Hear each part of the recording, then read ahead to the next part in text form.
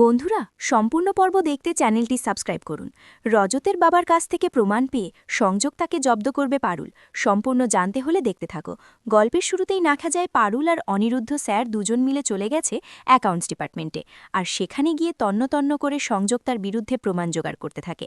তখন দেখা যায় পারুল আর অনিরুদ্ধ যখনই প্রমাণ জোগাড় করছিল, তখনই একজন ভূত সেজে চলে আসে অনিরুদ্ধ। ভয় পেলেও পারুল কিন্তু তাকে ভয় পায় না, বরং পারুল তার দিকে এগিয়ে যায় আর সে রীতিমতো হাসতে শুরু করে। এরপর দেখে সেটা রায়ান ছাড়া আর কেউ নয়। এরপর রায়ানকে বলে, তুই এখানে আসতে গেলি কেন? তোর তো বাড়ি যাবার কথা ছিল। এরপর রায়ান বলে, আজকাল তুই এত প্ল্যানিং করছিস সামাটে ছেড়ে, কি ব্যাপার বলতো? এতদিন তো আমি আর তুই একসাথে মিলেই সব প্ল্যানগুলো করেছিলাম, তাহলে এখন এরকম করছিস কেন সেটাই তো বুঝে উঠতে পারছি না। এরপরে অনিরুদ্ধ বলে, আরে রায়ান, তোমার তো জ্বর ছিল, ছেলে মানুষ এগুলো কেন করছো? জ্বর অবস্থায় তুমি কি করে যাবে? সবকিছু ঠিক করতে বললেই হয়ে গেল নাকি? এরপর রায়ান বলে, বাপরে, ইনি তো দেখছি একেবারে আমাকে ছেলে মানুষ বলে সবকিছু থেকে দূরে রাখতে চাইছেন। না, সেটা করলে তো হবে না। রায়ান তখন বলে, দেখ পারুল, আমি তোর সাথে থাকবো, ব্যাস, পরিষ্কার কথা। এরপরে দুজন মিলে আর কি বলবে বুঝে উঠতে পারছিল না।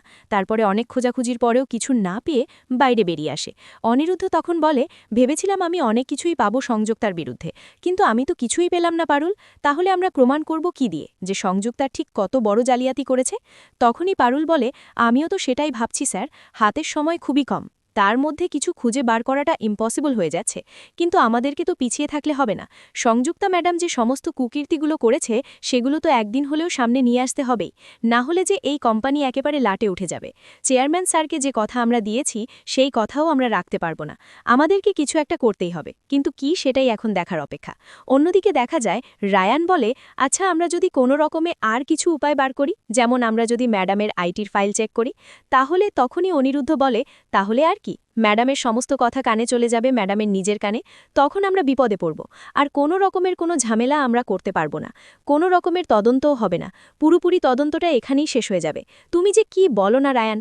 রায়ানকে সবসময় অপমান করতে থাকে অনিরুদ্ধ স্যার, আর সেটা রায়ানের মোটেই ভালো লাগে না। এরপরে পারুলের সাথে একজনের ধাক্কা লাগে, যে কিনা রাতের বেলায় ডগিদেরকে বিস্কুট আর জল দেবার জন্য ছুটে ছুটে যাচ্ছিল। এরপরেই পারুল বলে, আপনি বুঝে রোজ রাতে ডগিদেরকে খাবার জন্য, মানে এসব খাবার নিয়ে আসেন? এরপরেই তখনই সেই লোকটা বলে, হ্যাঁ, আসলে এসব কাজ আমার ছেলেই করত। সে চলে যাওয়ার পর ডগিদেরকে আমি খেতে দিই। আসলে আমার খুব কষ্ট হয় ওদের জন্য, ওদেরকে আমরা না দিলে কে দেবে বলুন তো? আর আমার ছেলেরা তো চলে গেছে এই পৃথিবী ছেড়ে, তাই ওর কাজের দায়িত্বটা আমি নিয়েছি। পারুল বলে, আপনার ছেলে চলে গেছে, কিছু হয়েছিল? অনিরুদ্ধ বলে, কোনো অসুখ? তখন সে বলে, না, অসুখ না, সে সুইসাইড করেছে। সে একটা কোম্পানিতে চাকরি করত। আচ্ছা, তোমরা বুঝি এই কোম্পানিতে চাকরি করো? খুব সাবধানে, জানো তো, আমার ছেলেও না চাকরি করত, কি একদিন হঠাৎ হলো সুইসাইড করল। কাউকে কিছু বলল না, কিছু বুঝতেও দিল না, আমরা কিছু টেরও পেলাম না, সব কিছুই আমাদের চোখের সামনে দিয়ে শেষ হয়ে গেল। এরপরে জানতে পারি সে পিওর লাইফেই কাজ করত, আরেকজন যার নাম রজত। এরপর পারুলের আরও বেশি করে সংশয় শুরু হয়, আর বলে, বুঝতে পারছেন তো স্যার, গণ্ডগোলটা ঠিক কোথায়? সুবিনয়, রজত, এরা কেউই সুইসাইড করেনি। এরা সংযুক্তা ম্যাডামের এমন কোনো কথা জেনে গিয়েছিল যার জন্য সংযুক্তা ম্যাডাম এদেরকে রাস্তা থেকে সরিয়ে দিয়েছে। কিন্তু সেটা কি, এটাই আমাদেরকে খুঁজে বার করতে হবে। এরপরেই সুবিনয় আর রজতের কিছু জিনিসপত্র পারুলরা জোগাড় করে সেগুলো নিয়ে পারুল বাড়িতে চলে আসে। সাথে এসেছে অনিরুদ্ধ স্যার। এরপরেই পারুল বলে, এই যে নাম্বারগুলো রয়েছে না, এই নাম্বারগুলোকে আমাদের বুঝতে হবে, তাহলে আমাদের ক্ষেত্রে অনেক সুবিধে হবে, না হলে আমরা কিছুই বুঝে উঠতে পারবো না। এরপর নাম্বারটা বোর্ডে লিখে দেয়, কিন্তু সেখান থেকেও খুঁজে বার করা সত্যিটা সম্ভব হচ্ছিল না। এরপর পিসিমণিকে খুঁজতে শুরু করে অনিরুদ্ধ স্যার। তখনই পারুল বলে, পিসিমণি তো নেই, তবে আমি আছি, আমি গিয়ে চাটা করে আনছি। এরপর পারুল চা করতে গিয়েছিল। চা করে নিয়ে ফেরার সময় তখনই দেখা যায় দাদু দুজন কর্মচারীর সাথে কথা বলছিল, যারা কিনা দাদুকে ঠাকাচ্ছে, আর সেটা পারুল দাঁড়িয়ে দাঁড়িয়ে শুনতে থাকে। দেখা যায় দাদু বলে, তুই ঠিক করে বল কত পিস নারকেল বিক্রি করেছিস, আর কত পিসের হিসেব দিচ্ছিস, কতটা ফল বিক্রি করেছিস? এরপর সে বলে, সে হিসেব দিচ্ছে এক, কিন্তু সে লাভ করেছে আর এক। এরপর পারুলের মাথায় বুদ্ধিটা চলে আসে। পারুল চা খেতে খেতে সবাইকে বলতে থাকে যে, আমি এই রহস্যের উদ্ঘাটন করে ফেলেছি। দেখুন, 2019 সালে কোম্পানির প্রফিট হয়েছিল এই যে 220 কোটি, কিন্তু ম্যাডাম খাতায় কলমে দেখিয়েছে 215 কোটি টাকা, ম্যাডাম সরিয়ে দিয়েছে। তারপর 2021-এ কোম্পানির প্রফিট হয়েছিল 248 কোটি টাকা, কিন্তু ম্যাডাম দেখিয়েছে 240 কোটি টাকা, ম্যাডাম সরিয়ে দিয়েছে। এই হিসেবে ম্যাডাম বারবার কোম্পানির থেকে লাভটা নিজের অ্যাকাউন্টে ঢুকিয়েছে, আর এটা করতে করতে সংযুক্তা 5 বছরে 60 কোটি টাকা নিজের অ্যাকাউন্টে নিয়েছে। আর এটা জানার পরে তখন রায়ান বলে, ভাবতে পর্যন্ত পারছি না যে ম্যাডাম ঠিক কতটা বড় জালিয়াতি করেছে, রীতিমতো চুরি করেছে কোম্পানি থেকে। পারুল বলে শুধু চুরি না, ডাকাতি হয়েছে। পিওর লাইফের সবার কাছে এই খবরটা যাবে, প্রমাণ সমেত। সংযুক্তা ম্যাডাম যে অন্যায়গুলো করেছে সেই অন্যায় আমরা আর কোনোভাবেই মেনে নেব না। এবারে ম্যাডাম তার কাজের জন্য উচিত শাস্তি পাবে, আর সেই শাস্তিটা দেব আমরা।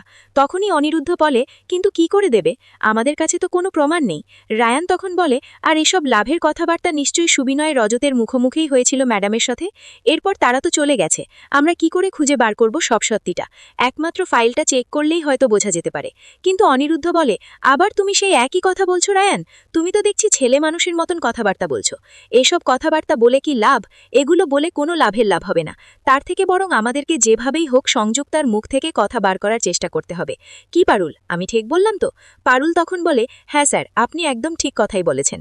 এটা করলেই সম্ভব, আদারওয়াইজ কোনোভাবেই সম্ভব নয়। তাই আমাদেরকে যা করার করতে হবে, সংযুক্তা ম্যাডামের মুখ থেকে সত্যি কথাটা বলাতে হবে, যে সংযুক্তা ম্যাডামের কুকীর্তি জেনে গিয়েছিল সুবিনয় আর রজত, তাই ওদেরকে মেরে ফেলেছে। আর সেই জন্য সংযুক্তা ম্যাডামের কুকীর্তি ধামাচাপা পড়ে গেছে। কিন্তু এই সত্যিটা সামনে নিয়ে আসাটাও খুব একটা সহজ ব্যাপার হবে না। তার জন্য আমাদের অনেক কাঠখড় পোড়াতে হবে, কিন্তু সত্যি সামনে আসবেই, কেউ আটকাতে পারবে না। কিন্তু এরপরই রায়ান ভাবে, সবসময় অনিরুদ্ধ স্যারের পাশে পাশে রয়েছে পারুল, আমাকে এবার কিছু একটা করতে হবে। সেজন্য বাইক নিয়ে বেরিয়ে পড়ে। এরপর পারুল অনিরুদ্ধকে বলে, স্যার, আপনার প্রতি রায়ানের জেলাসি আছে, কারণ ও ভাবছে যে আমি আর আপনি একে অপরকে পছন্দ করছি। কিন্তু আমি তো জানি আপনি পিসিমণিকে পছন্দ করছেন, তো ওর রাগটা একটু বাড়িয়ে দিচ্ছি। আসলে ও একটা মেয়েকে ভালোবাসে, তো আমি অনেকদিন রাগে জ্বলেছি, আমি চাই ওকে একটু জ্বালাতে।